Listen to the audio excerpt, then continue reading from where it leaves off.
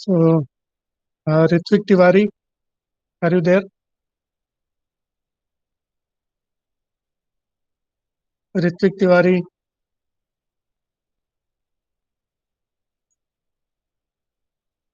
Ritvik Tiwari, you are not answering.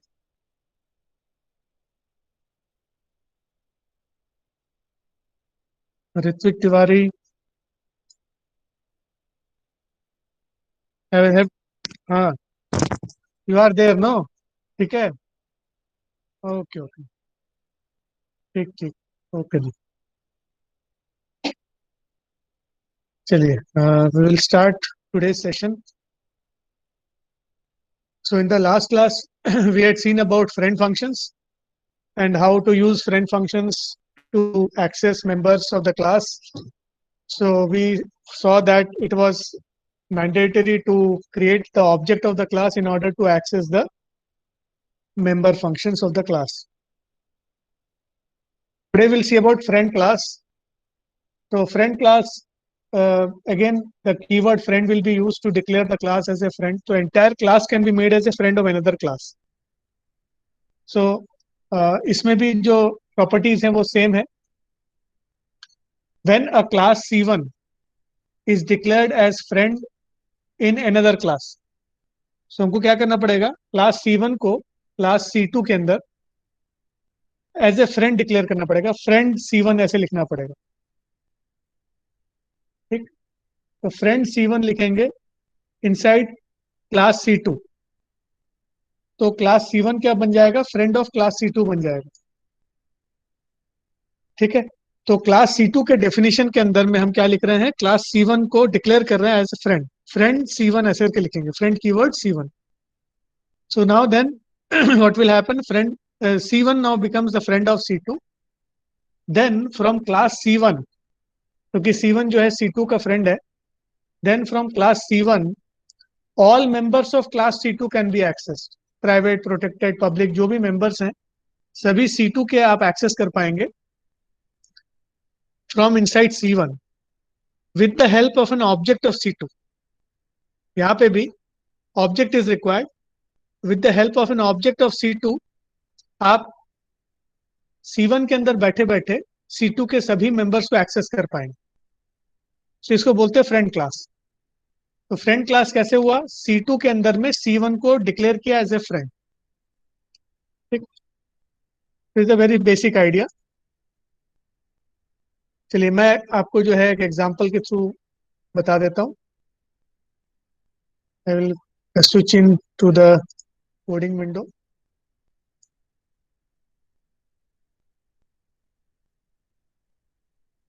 हाँ बोलिए.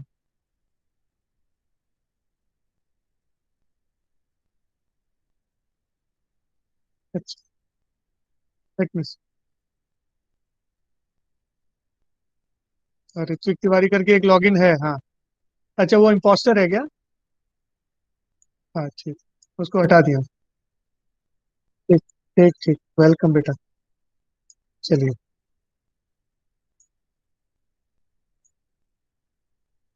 अब हम कोडिंग विंडो में आ गए. Hopefully everybody is able to see the coding coding window. सबको दिख रहा है कोडिंग विंडो?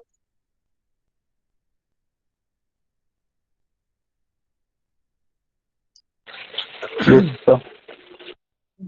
Thank you. चलिए कोडिंग विंडो में शुरू करें. सभी लोग जो है साथ साथ कोडिंग करते जाएं. ये कोडिंग विंडो का जो लिंक है मैं चैट में फिर से शेयर कर देता हूँ, जिसको मैंने अभी ओपन किया हुआ है. आप कोडिंग जो है साथ साथ करते जाइए. तो यहाँ पे हम लोग जो है we are discussing about friend class. So friend class के लिए हम क्या करेंगे कि पहले क्लास ए बनाएंगे. क्लास ए अपन ने बनाया. क्लास ए में हम कुछ प्राइवेट मेंबर डिक्लेयर कर रहे हैं, जैसे int D1 void fill int n D1 equal to n void show cout करा रहे हैं. b1 इक्वल टू b1 का वैल्यू सी आउट करा रहे हैं। Observe that all the members are private. यहाँ पे सभी मेंबर्स प्राइवेट हैं। हम अगर प्राइवेट नहीं भी लिखते हैं तो भी सभी मेंबर्स यहाँ पे प्राइवेट हो जाते हैं in a class. By default every member is a private member in the class. तो यहाँ पे ऑब्जर्व करेंगे कि D1 जो है वो प्राइवेट है, फिल फंक्शन भी प्राइवेट है, शो फंक्शन भी प्राइवेट है। अब अगर हम चाहें कि मेन फंक्शन के अंदर से क्लास ए का ऑब्जेक्ट बनाएं और ऑब्जेक्ट का यूज करके फिल फंक्शन को कॉल करने का कोशिश करें, तो आप देखिएगा एग्जीक्यूट करते ही कंपाइलेशन एरर आएगा। So this is a compilation error.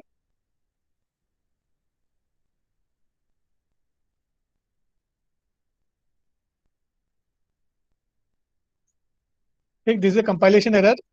Fill function जो है इट इज प्राइवेट, बता रहा है it is private, so cannot be access outside the class.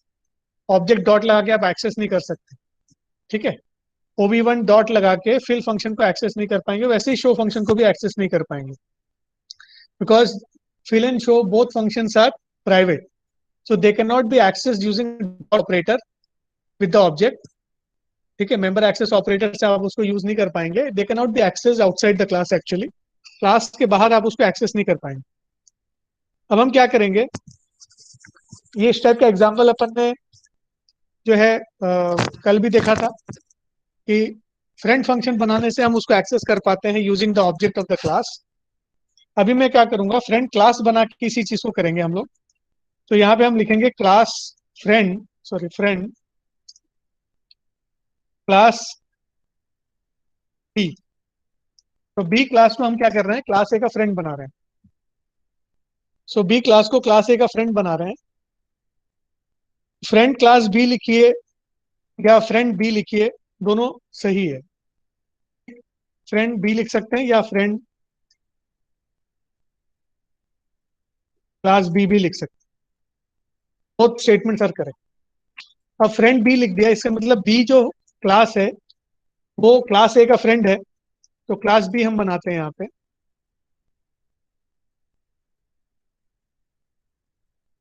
Class B में कुछ पब्लिक मेंबर्स बनाते हैं,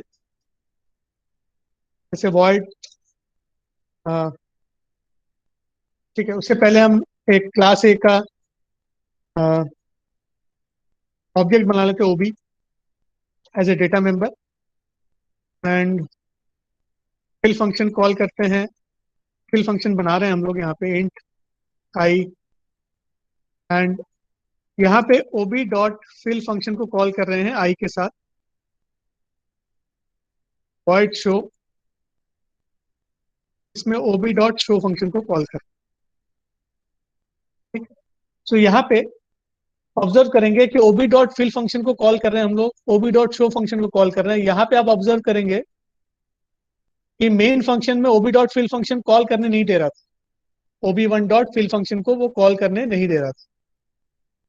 ठीक है, सो क्लास बी के अंदर से तो अलाउ कर रहा है, देखते हैं अभी इसको ये अलाउ करता है कि नहीं करता। So let us create an object of class B, say OB in main function. OB dot fill function को कॉल कर रहे हैं हम लोग, क्या कर रहे हैं कि क्लास बी का जो पब्लिक फंक्शन है फिल फंक्शन, उसको कॉल कर रहे हैं विद 100 वैल्यू, एंड उसी का शो फंक्शन को कॉल करें which is again a public member function of class B. तो क्लास बी का ऑब्जेक्ट है, तो क्लास बी का public member function fill call हो रहा है, क्लास बी का public member function show call हो रहा है। सो इट इज वैलिड, क्योंकि आप पब्लिक मेंबर्स को डॉट ऑपरेटर लगा के एक्सेस कर सकते हैं। लेकिन यहाँ पे आप ऑब्जर्व जब करेंगे क्लास बी के अंदर में, फिल फंक्शन के अंदर में, you can observe that ob dot fill call करे, लेकिन ओबी जो है वो क्लास ए का ऑब्जेक्ट है। क्लास ए में फिल और शो दोनों जो है प्राइवेट है, तो ये अलाउ नहीं होना चाहिए। अब देखते हैं अलाउ होता है कि नहीं। अब इसमें एक एरर आएगा, अभी देखिए ऑब्जर्व करेंगे कि एरर किसके कारण आएगा। अभी इसको मैं एग्जीक्यूट कर रहा हूँ। इसमें एक एरर आया है, देखिए यहाँ पे बताया है does not name a type B friend B, जो अपन ने जहां लिखा है। कहाँ लिखा है फ्रेंड भी अपन ने, फ्रेंड भी अपन ने यहाँ पे लिखा है। ठीक। फ्रेंड बी का डिक्लेरेशन में प्रॉब्लम क्यों बता रहा है? Can anybody tell me? इस पर्टिकुलर जगह पे प्रॉब्लम क्यों बता रहा है फ्रेंड बी?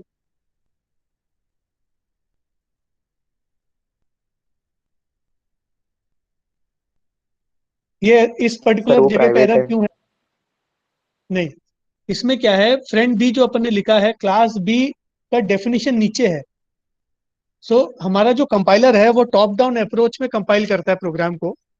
तो यहाँ पे जब हमने फ्रेंड बी लिखा है तो फ्रेंड यहाँ पे क्लास बी का डेफिनेशन ऑलरेडी इसके पास होना चाहिए, या उसका डिक्लेरेशन होना चाहिए। जैसे फंक्शन कॉल करते हैं हम लोग, तो फंक्शन का डिक्लेरेशन होना चाहिए, और फंक्शन का डेफिनेशन भी जरूरी होना चाहिए कहीं ना कहीं, लेकिन डिक्लेरेशन पहले होना चाहिए, तभी जाके हम फंक्शन को कॉल कर सकते हैं। वैसे ही जब यहाँ पे अपन ने फ्रेंड बी लिखा है, तो friend B does not exist. Friend B का डेफिनेशन नीचे है, वहां पे तो नहीं है, उसके ऊपर नहीं है। तो इसके कारण क्या होगा, बी का एग्जिस्टेंस अभी उसके लिए नहीं है। कंपाइलर के लिए बी का कोई एग्जिस्टेंस नहीं है। इसके लिए हम कंपाइलर को बताएंगे कि क्लास बी जो है वो बाद में बनने वाला है। तो इसको हम बोलते हैं फॉरवर्ड डिक्लेरेशन। ठीक है। ये हो गया, जैसे हम लोग वेरिएबल डिक्लेयर करते हैं वैसे क्लास को डिक्लेयर कर दिया। So class B is now declared. So compiler knows that if the definition is not here, then the definition will be somewhere else in the program. So यहाँ पे आके वो satisfied हो जाएगा, उसको कोई प्रॉब्लम नहीं आएगा। ठीक। चलिए अब इसको एग्जीक्यूट करते हैं। ठीक है, ये समझ में आ गया। क्लास बी को अपन ने डिक्लेयर किया before class A, because we are using class B as a friend in a statement. So before that particular statement, the declaration should be there. So ये फॉरवर्ड डिक्लेरेशन अपन ने यहाँ पे किया। अब execute करते हैं। अब देखिए कोई एरर नहीं है, सीधे सीधे D1 के वैल्यू 100 दिखा रहा है। D1 के वैल्यू मतलब ये वाला शो फंक्शन कॉल हो गया है, D1 इज इक्वल टू 100 करके दिखा रहा है। ठीक है। So this is how we use friend class. तो हम लोग ने कल फ्रेंड फंक्शन देखा था, today we have seen about friend class. इसमें किसी को कोई डाउट है क्या? Any questions?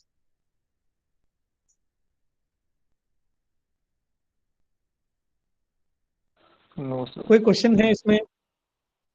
I will just copy this code and post it in the WhatsApp group. आप लोग चाहे तो उसको एग्जीक्यूट करके एक बार देख लीजिए। एग्जीक्यूट करके एक बार देख लीजिए, मैंने व्हाट्सएप ग्रुप में डाल दिया है कोड को। ठीक।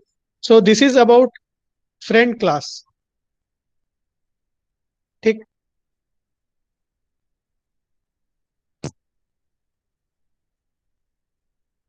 फ्रेंड क्लास के बारे में मैंने अभी बताया। सो होपफुली सबको समझ में आया है। किसी को कोई डाउट है तो अभी पूछ सकते हैं। Will next move on to another topic.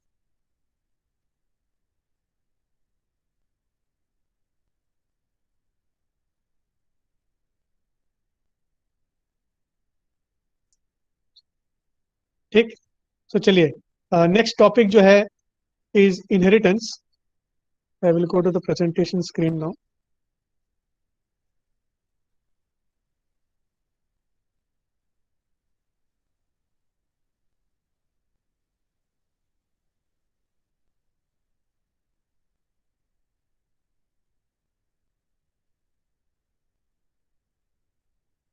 चलिए, दोनों लिंक्स में सब मैं चालू कर दिया हूँ। So now we will understand about inheritance. Inheritance का क्या मतलब होता है? इनहेरिटेंस मतलब रियूजेबिलिटी। मेन उसका आइडिया है रियूजेबिलिटी का। ऑलरेडी एग्जिस्टिंग क्लास के मेंबर्स को हम रीयूज करना चाहते हैं। So there is already an existing class. इसका मतलब इनहेरिटेंस के लिए you need at least two classes, minimum two minimum two classes, where one class becomes the parent class or the source class, and another class becomes the child class or the receiving class or the destination class. So जो source class है या parent class है, उसके members child class में या destination class में inherit होके आते हैं। इससे क्या होता है कि जो child class है, child class में parent class के members अगर आ जाते हैं, तो हमको child class में उन्हीं members को फिर से लिखने की जरूरत नहीं है। तो हम क्या कर रहे हैं, we are extending actually, this is kind of an extension. So child class के खुद के अपने अलग फंक्शंस होंगे, पेरेंट क्लास के खुद के अलग अपने फंक्शंस होंगे। पेरेंट क्लास के फंक्शंस जो है चाइल्ड क्लास में आ गए हैं, तो चाइल्ड क्लास के और पेरेंट क्लास के फंक्शंस एग्रीगेट हो गए, ठीक, एक्सटेंड हो गए, मतलब चाइल्ड क्लास क्या हो गया, एक्सटेंड हो गया है। The functionality of the child class now gets extended. So this is one of the very important activities or the properties of object-oriented programming, where we inherit properties of one class into another class. It promotes reusability, so we don't have to rewrite the inherited functions or members. So जो inherit होके आ रहे हैं वो data members, member functions दोनों हो सकते हैं, depends कि आपने कौन सा access mode use किया है. So by rule, always remember that private members will never get inherited. Private members will never get inherited. Only protected and public members get inherited inside the child class.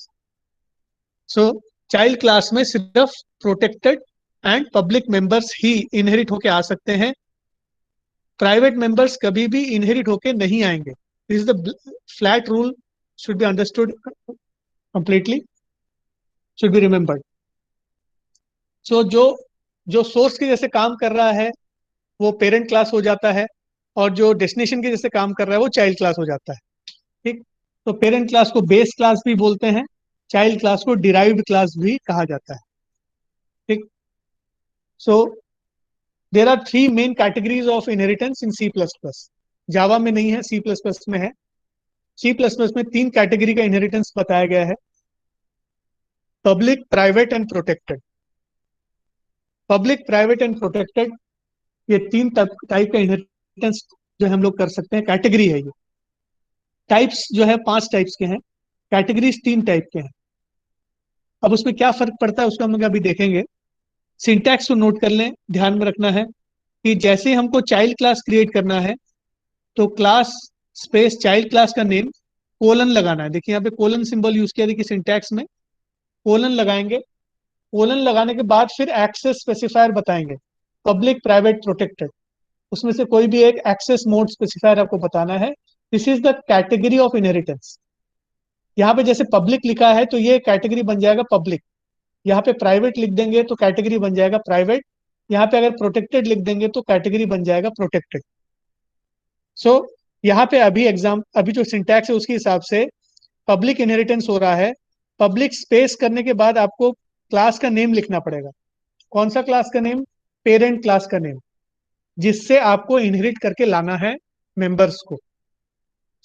Source class जिसको बोल रहे हैं, ठीक. So class space child class name colon public space parent class name, curly bracket open close करके semicolon लगना है, ठीक.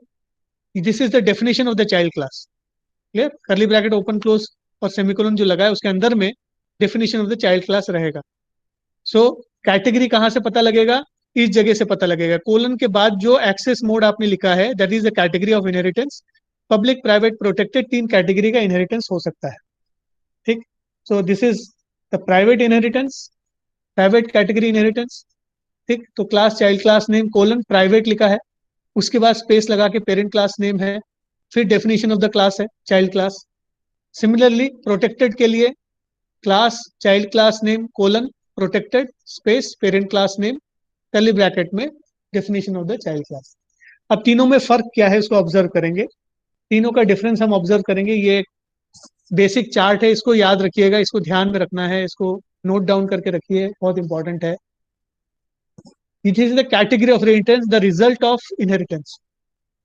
जब हम प्राइवेट कैटेगरी का इनहेरिटेंस कर रहे हैं तो क्या होगा, प्रोटेक्टेड कैटेगरी का इनहेरिटेंस कर रहे हैं तब क्या होगा, पब्लिक कैटेगरी का इनहेरिटेंस कर रहे हैं तब क्या होगा, ठीक. तो जब हम प्राइवेट कैटेगरी का इनहेरिटेंस कर रहे हैं, रिमेंबर दैट, देखिए यहाँ पे पहला रो जो है वो पेरेंट क्लास का है, दूसरा जो है ग्रीन कलर में जो रो है वो चाइल्ड क्लास में. मतलब रिजल्टेंट क्लास में क्या होने वाला है, इनहेरिटेंस होगा कि नहीं होगा, उसका इसमें इंफॉर्मेशन दिया है. तो प्राइवेट इनहेरिटेंस जब हम कर रहे हैं तो private members of the parent class do not gate inherited. Private members कहीं पे भी देखिएगा इनहेरिट नहीं हो रहा. प्राइवेट मेंबर्स कभी भी इनहेरिट नहीं होगा. जो पेरेंट क्लास में प्रोटेक्टेड मेंबर्स हैं वो चाइल्ड क्लास में प्राइवेट बन के आएंगे. पेरेंट क्लास में जो पब्लिक मेंबर्स हैं वो चाइल्ड क्लास में प्राइवेट बन के आएंगे. This is the result of private inheritance. अब प्रोटेक्टेड इनहेरिटेंस के बारे में देखते हैं. पेरेंट क्लास में जो प्रोटेक्टेड मेंबर्स हैं वो प्रोटेक्टेड बन के चाइल्ड में आएंगे. पेरेंट क्लास में जो पब्लिक मेंबर्स है वो प्रोटेक्टेड बन के चाइल्ड में आएंगे.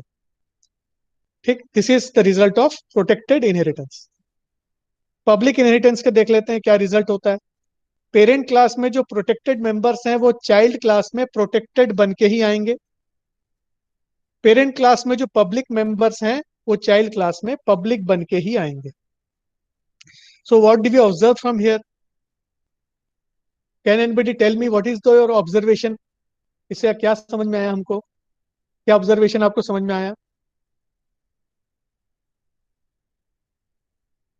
सब प्राइवेट इनहेरिट नहीं हो रहे हैं, बस वही. सिर्फ इतना ही, और कुछ नहीं? सब प्रोटेक्टेड इनहेरिट होता है सर. हाँ, प्रोटेक्टेड मेंबर्स इनहेरिटेड होते हैं, बस प्रोटेक्टेड और पब्लिक रहना चाहिए. इसमें एक मेन ऑब्जर्वेशन क्या है कि पहला ऑब्जर्वेशन है, दो मेन ऑब्जर्वेशन है. पहला ऑब्जर्वेशन ये है कि प्राइवेट मेंबर्स कभी भी इनहेरिट नहीं हो रहे हैं. दूसरा इंपॉर्टेंट ऑब्जर्वेशन क्या है कि पब्लिक इनहेरिटेंस जब हम करते हैं तो पेरेंट क्लास में जो एक्सेस मोड था वो सेम एक्सेस मोड चाइल्ड में भी वही मेंबर का रहता है जो पेरेंट से आ रहा है. पब्लिक इनहेरिटेंस में जो पेरेंट से आए हुए मेंबर्स हैं वो जिस मोड में पेरेंट में थे उसी मोड में चाइल्ड में भी रहेंगे. लेकिन प्राइवेट प्रोटेक्टेड इनहेरिटेंस में उनका मोड चेंज हो जाता है. पेरेंट में जो प्रोटेक्टेड था वो प्राइवेट बन जाता है, पेरेंट में जो पब्लिक था वो प्राइवेट बन जाता है जब हम प्राइवेट इनहेरिटेंस कर रहे हैं. इससे मतलब जो एक्सेस मोड होता है वो पेरेंट में जो एक्सेस मोड था चाइल्ड में आके वो चेंज हो जा रहा है जब हम प्राइवेट या प्रोटेक्टेड एक्सेस जब कैटेगरी ऑफ इनहेरिटेंस कर रहे हैं. लेकिन जब आप पब्लिक इनहेरिटेंस कर रहे हैं, पब्लिक कैटेगरी का इनहेरिटेंस कर रहे हैं, तो पेरेंट में जो भी एक्सेस मोड था मेंबर्स का वो सेम एक्सेस मोड चाइल्ड में भी मेंटेन रहता है. ठीक है, ये ऑब्जर्वेशन है, इसको ध्यान में रखिएगा. ठीक, तो दिस ऑब्जर्वेशन ये इंटरव्यूज में पूछा जा सकता है, इसको याद रखिएगा. ठीक, so let us see a very simple example. एक सिंपल सा एग्जांपल मैं आपको बता देता हूँ. I just share the coding screen now. कोई कोई क्वेश्चन रहता है तो प्लीज पूछिएगा.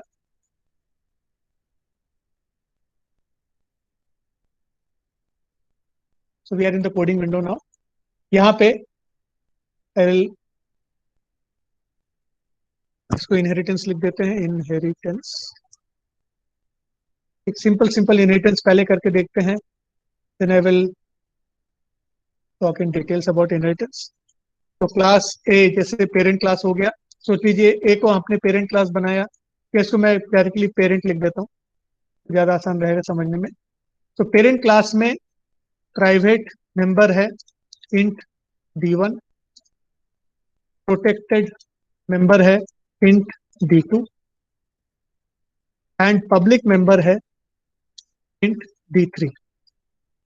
तीनों जो है वो पेरेंट क्लास के अंदर में है. क्लास पेरेंट नाम से अपन ने बनाया है. हम क्लास चाइल्ड नाम से एक बनाते हैं. तो चाइल्ड क्लास कोलन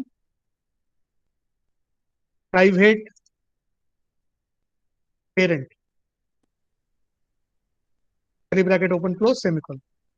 ठीक, अब चाइल्ड क्लास को हम क्रिएट कर रहे हैं. Class child, child is inheriting the parent class. Parent parent class को इनहेरिट कर रहा है in private access mode. Private access mode में इनहेरिट हो रहा है. तो प्राइवेट एक्सेस मोड में इनहेरिट हो रहा है, इसका मतलब d1 d2 d3. और सोच लीजिए यहाँ पे हमने अगर प्राइवेट से d4 बनाया है तो what will be the result here? Child class में जो है इनहेरिट होने के बाद क्या रिजल्ट निकलेगा? What all the members will be there inside child class? Child class में कौन से मेंबर्स हमको दिखेंगे? Can anybody tell me?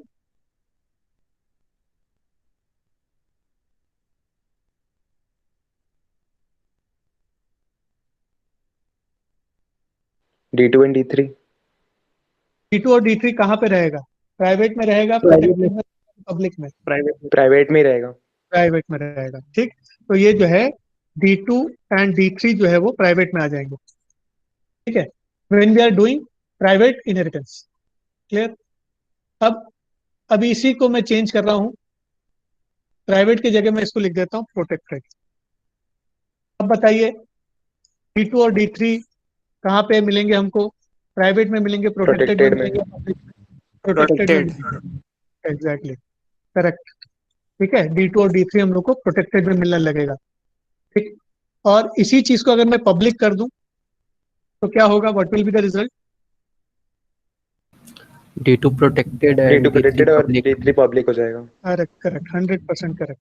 D2 protected में आएगा और D3 जो है वो पब्लिक में आएगा।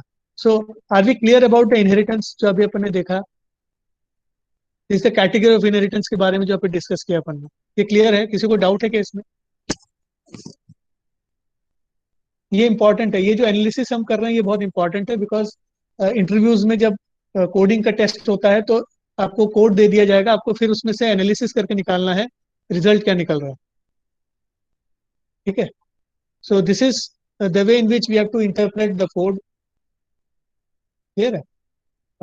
आप इसको बाकी का कोड को टेस्ट करके देख सकते हैं कि प्राइवेट आ रहा है, प्रोटेक्टेड आ रहा है कि नहीं आ रहा, वो आप कोडिंग से टेस्ट करके देख सकते हैं। वो आप पे मैं छोड़ रहा हूँ कि आप इसको कैसे टेस्ट करते हैं। ठीक है, चलिए। ठीक, अभी एक इम्पॉर्टेंट में चीज है, समझना है कि there is an unnamed instance of parent class created inside the child class instance. ये इंपॉर्टेंट है, इसको समझिए कैसे है। कोडिंग में ऑब्जर्व करेंगे।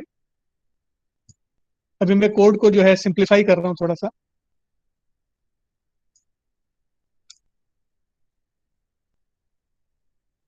सो इनहेरिटेंस में अब हम कौन सा आइडिया को समझ रहे हैं? An unnamed instance of child class is created inside the object, sorry, any instance of the parent class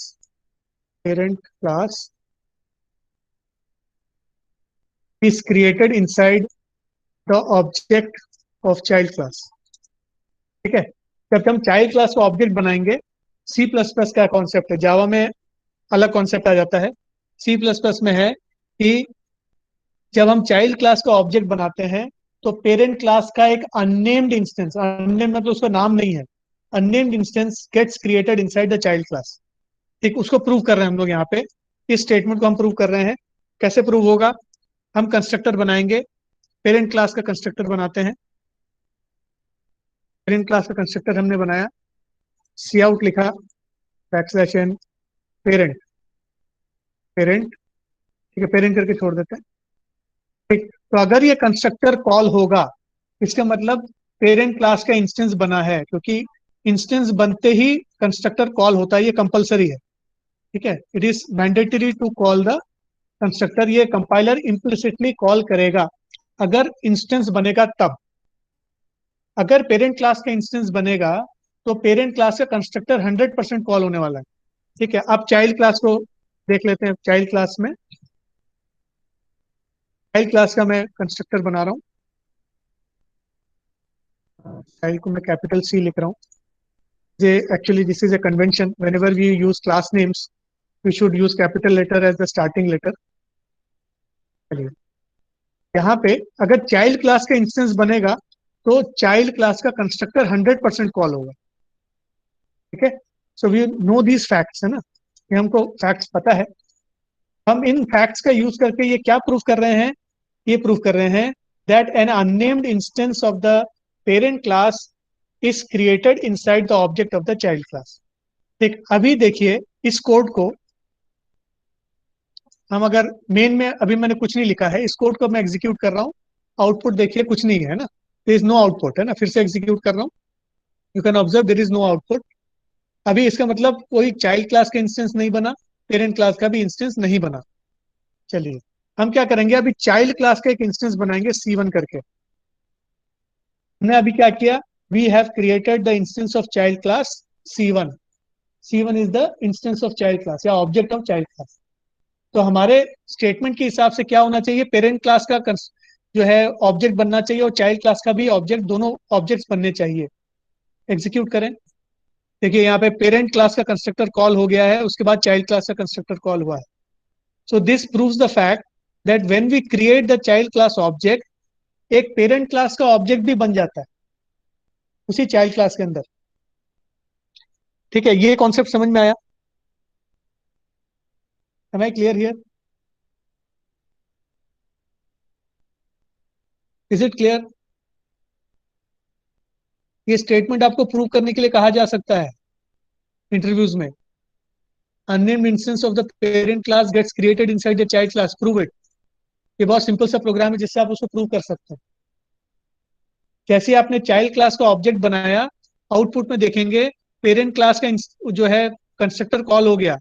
parent class का कंस्ट्रक्टर कॉल हो गया, इसका मतलब ही पेरेंट क्लास का इंस्टेंस बन गया है.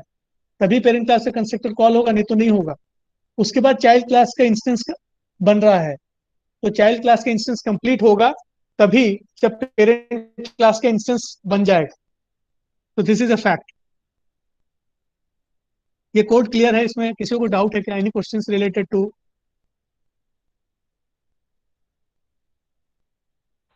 No, sir. ठीक, everybody is able to see the coding window? Yes, sir. Yes, sir.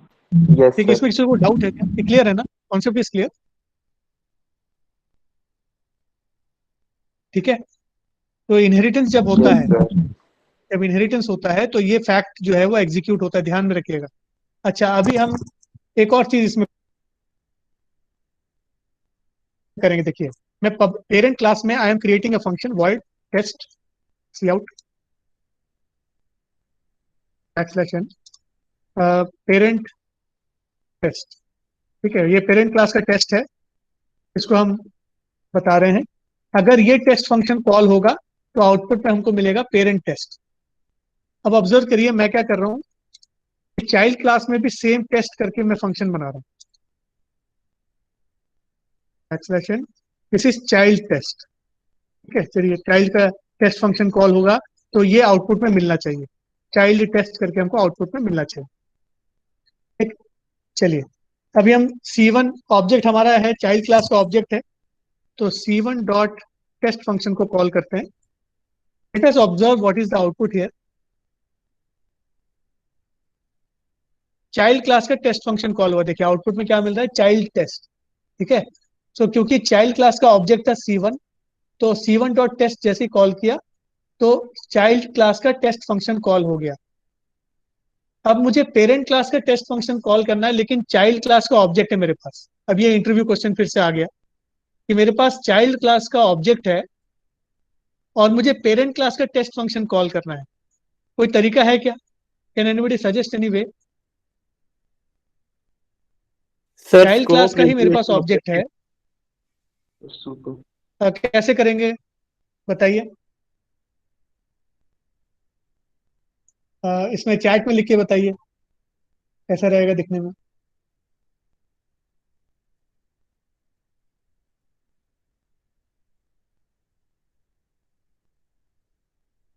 Chat में लिख के बताइए स्कोप रेजोल्यूशन ऑपरेटर को कैसे यूज करेंगे यहाँ पे.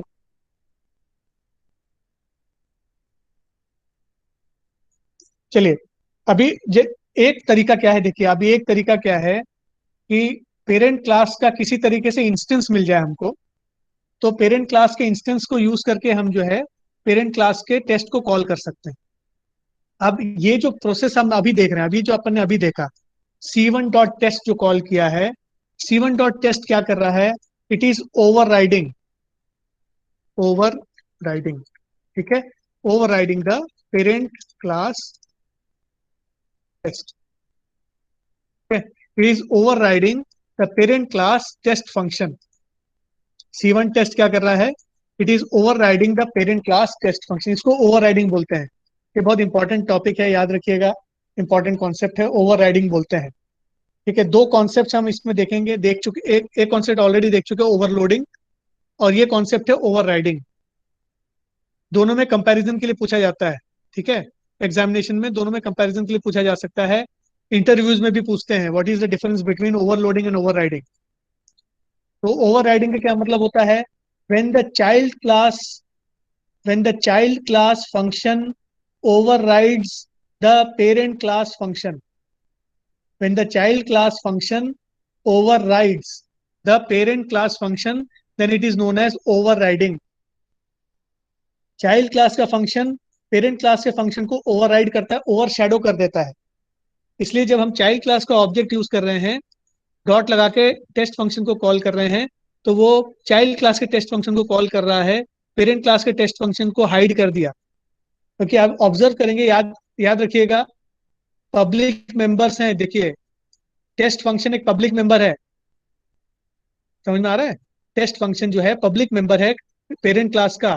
तो ये जो पेरेंट क्लास का टेस्ट फंक्शन है, ये चाइल्ड क्लास में भी आ जाएगा, आएगा कि नहीं आएगा? इनहेरिटेंस देखिए, category of inheritance is public, ठीक है? यस तो इसका मतलब क्या हुआ, जो पेरेंट क्लास का टेस्ट फंक्शन है वो चाइल्ड क्लास के पब्लिक में आ जाएगा, ठीक है? It will be there inside the child class. Test function from parent class will be inherited inside child class because test function is a public member function and we are doing public inheritance. So the test function from the parent class will come into the child class in public mode. लेकिन जब भी हम c1 dot test function call कर रहे हैं, देखिए यहाँ पे जब हम c1 dot test function call कर रहे हैं तो वो चाइल्ड क्लास के टेस्ट फंक्शन को कॉल कर रहा है, पेरेंट क्लास के टेस्ट फंक्शन को कॉल नहीं कर पा रहा है। So this is called overriding. This is called overriding. ये आइडिया समझ में आया है? ठीक, ये कोड को मैं फिर से आपको चैट में शेयर कर रहा हूँ।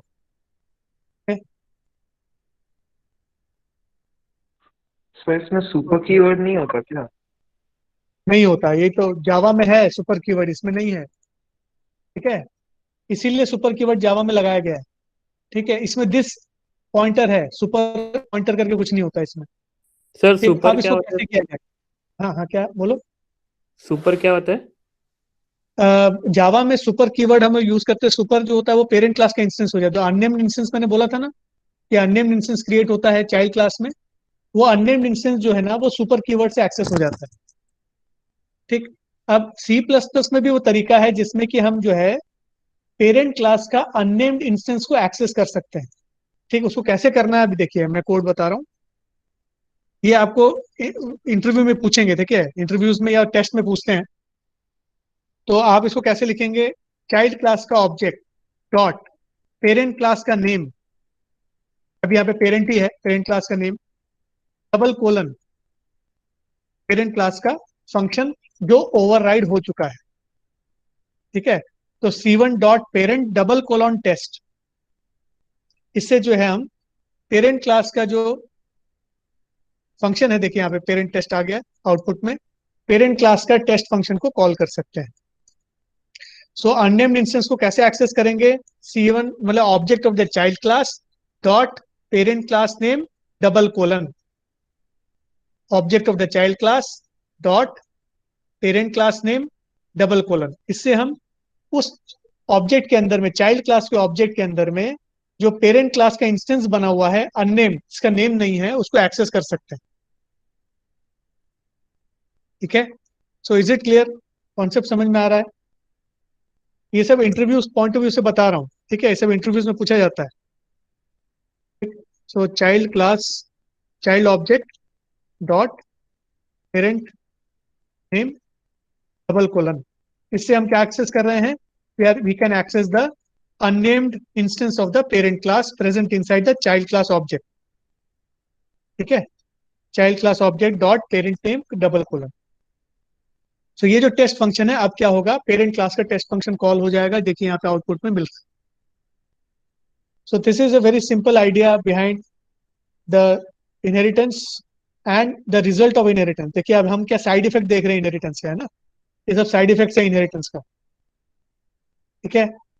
So category of inheritance is one important topic, then overriding is another important topic connected to inheritance, ठीक है? सो कोई डाउट है, कुछ क्वेश्चन है क्या इसमें? मैं फिर से इस कोड को जो है आपके चैट इसमें ग्रुप में डाल दे रहा हूँ। अब उसमें से उसको कॉपी करके रन करके जरूर देखें, टेस्ट जरूर करें। जो भी मैं कोड आपको देते जा रहा हूँ उसको टेस्ट जरूर करके देखिएगा। So is there any doubt or question related to whatever we have discussed now? एक बार इसको एग्जीक्यूट करवा के देखिए, कुछ अगर डाउट मन में आ रहा है तो पूछिएगा।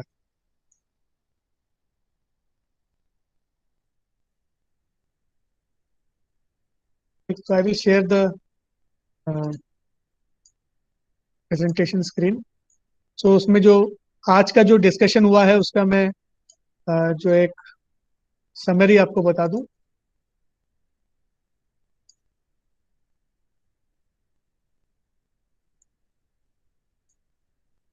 So whatever we have learned today, इसका जिस्ट मैं आपको बता दूं। We have learned about the result of inheritance, category of inheritance के बारे में अपन ने देखा है। वी हैव ऑब्जर्व दैट कभी भी प्राइवेट मेंबर्स एक्सेस जो है इनहेरिट कभी भी नहीं होने वाले। प्रोटेक्टेड और पब्लिक मेंबर्स इनहेरिट होते हैं। कैटेगरी पे डिपेंड करेगा कि प्रोटेक्टेड जो मेंबर है वो कैसे बन के कौन से कैटेगरी में चाइल्ड में आएगा, वो कैटेगरी ऑफ इनहेरिटेंस पे पूरा डिपेंड करता है। अगर पब्लिक कैटेगरी का इनहेरिटेंस है तो पेरेंट क्लास में जिस एक्सेस मोड में था मेंबर, उसी एक्सेस मोड में चाइल्ड क्लास में भी आ जाता है। ठीक, तो that this we have seen in result of inheritance. उसके बाद मैंने अभी बताया कि unnamed instance of the parent class gets created inside child class instance. उसको एक्सेस करने के लिए child class object dot parent class name double colon member name use करेंगे। सो ये पेरेंट क्लास का मेंबर को आप यूज कर सकते हैं, जो प्राइवेट या प्रोटेक्टेड है उनको यूज कर सकते हैं। प्रोटेक्टेड या पब्लिक है उन्हीं को यूज कर सकते हैं, प्राइवेट को यूज नहीं कर सकते। तो child class object dot parent class name double colon लगा के आप उसको यूज कर सकते हैं। ठीक, उसका एग्जांपल अभी अपन ने देखा। ठीक, this is the example. Again also we have seen about the concept of overriding. Overriding situation कब आ रहा है? जब पेरेंट क्लास का फंक्शन चाइल्ड क्लास में इनहेरिट होके तो आ गया, लेकिन चाइल्ड क्लास में उसी नाम से एक और फंक्शन है। तो चाइल्ड क्लास का फंक्शन क्या करता है? पेरेंट क्लास के फंक्शन को ओवरराइड कर देता है। ठीक है, तो इसमें प्रॉपर्टी क्या है याद रखिएगा कि चाइल्ड क्लास में जो आपने फंक्शन डिक्लेयर किया था और पेरेंट क्लास में जो डिक्लेयर्ड है वो एग्जैक्टली सेम है। प्रोटोटाइप एग्जैक्टली सेम होना चाहिए। प्रोटोटाइप अगर डिफरेंट है तो वो पेरेंट क्लास के फंक्शन को कॉल कर लेगा, उसमें कोई दिक्कत नहीं, ओवरराइड नहीं होगा। ओवरराइडिंग कब होगा? Overriding is only possible first we have to perform inheritance. Child class should inherit the parent class. पहला शर्त है। दूसरा शर्त क्या है? The child class should have a member function which has the same prototype as the parent class member function. ठीक है, child class should have a member function which has the same prototype as parent class member function. So उस case में ही overriding possible होता है। There the child class version of the function overrides the parent class version of the function. The prototype should match. ठीक है, child और parent दोनों में prototype exactly match होना चाहिए। मतलब return type, name of the function, input argument list, ये तीनों चीजें एग्जैक्टली मैच होने चाहिए, तभी जाके ओवरराइडिंग का इफेक्ट को हम देख सकते हैं। ठीक, इसमें किसी को कोई डाउट है क्या? अभी तक जो डिस्कशन हुआ है इसमें किसी को कोई डाउट है? Any doubts, any questions related to No, sir. discussion? No, sir. ठीक है।